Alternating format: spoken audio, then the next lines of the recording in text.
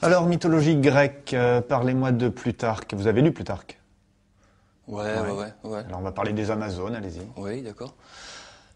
Alors, les Amazones, c'est un peuple de guerrières très féroces, plus que les femmes encore.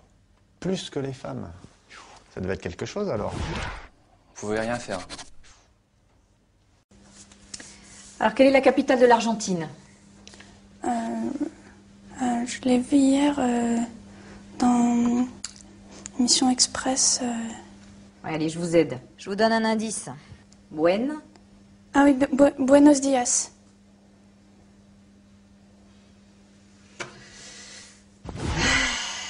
Gracias, hein. Bon, maintenant, parlez-moi de Christophe Colomb. Christophe Colomb, il fait la découverte de l'Amérique. Fut.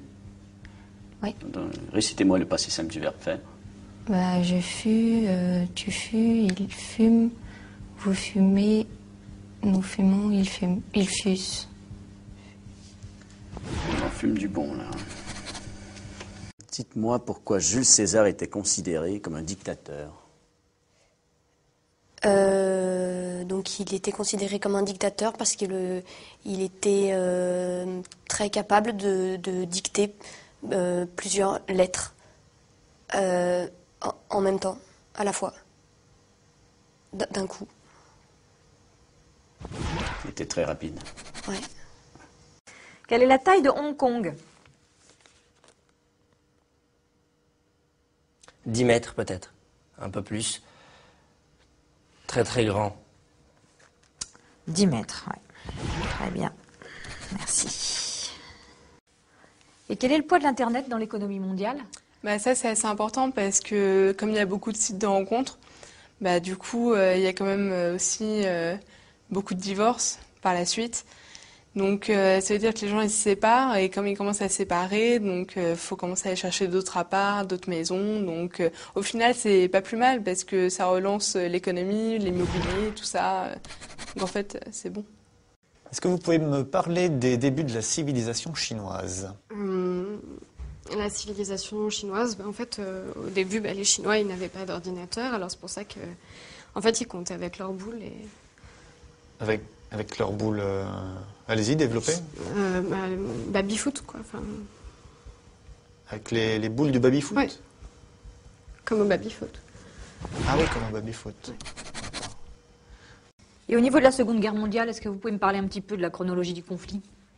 En 1939, les Américains déclarent la guerre aux États-Unis. Ensuite, c'est la France qui se fait prendre donc, par derrière par les Allemands. Et ça se finit en 1918, mai 1918, par le traité de Versailles à Verdun.